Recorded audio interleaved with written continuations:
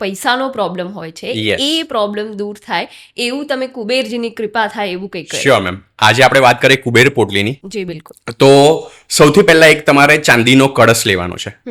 ચાંદીનો કળશ નહીં હોય તો સ્ટીલનો કળશ પણ ચાલશે. ઓકે. પછી તમારે ચાંદીના મિનિમમ 108 સિક્કા લેવાના છે. જો ચાંદીના સિક્કા નથી ધેટ ઇઝ ફાઇન. તો તમારે 5નો અને 10નો જે ગોલ્ડ કલરનો સિક્કો આવે છે એ લેવાના છે. બટ મિનિમમ 108 હોવા જોઈએ. ઓકે. અને પછી તમારે કંકુ, ચંદન, ગંગાજલ, કેસર અને બાસમતી ચાવલ જે હોય છે ચોખા એનો ભૂકો કરીને એક પેસ્ટ બનાવવાની છે. ઓકે. યસ.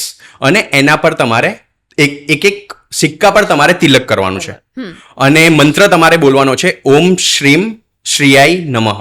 ઓમ શ્રીમ શ્રીયાય નમઃ. મિનિમમ 108 ટાઈમ તમારે આ બોલવાનો છે.